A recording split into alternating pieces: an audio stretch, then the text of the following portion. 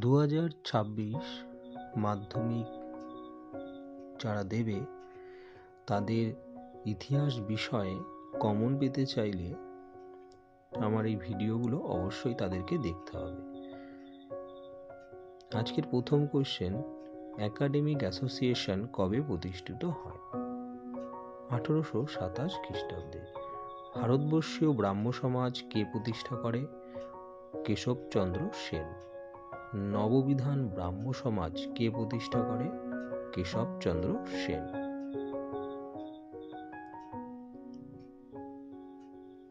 4 নম্বর question, ব্রহ্মানন্দ নামে কে পরিচিত ছিলেন? উত্তর, কেশবচন্দ্র সেন। 5 নম্বর কোশ্চেন,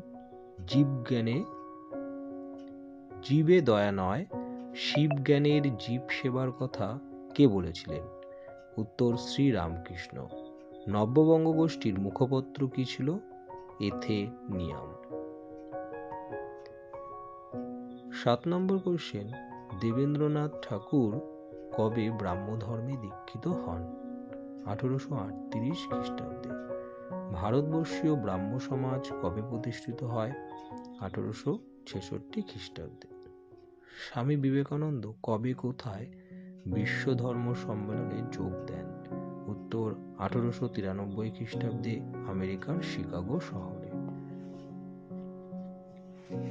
10 নম্বর কোশ্চেন, সতীদাহ প্রথা বিরোধী আইন কে কবে পাশ করে? লর্ড উইলিয়াম বেন্টিং 1829 খ্রিস্টাব্দে 4 ডিসেম্বর 17 নম্বর রেগুলেশন আইন পাশ করে। বিধবা বিবাহ আইন কবে পাশ হয়?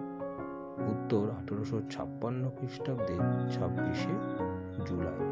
বিধবা বিবাহ আইন কোন গভর্নরের সময় পাশ হয়? লর্ড ক্যানিং।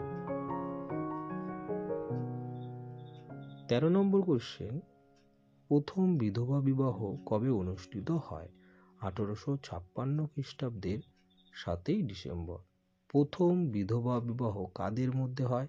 শ্রীশচন্দ্র বিদ্যারত্ন এবং বর্ধমানের কালীমতি নামে এক বিধবার মধ্যে। 3 আইন কবে পাশ হয়? 1872 খ্রিস্টাব্দে কেশবচন্দ্র সেনের নেতৃত্বে।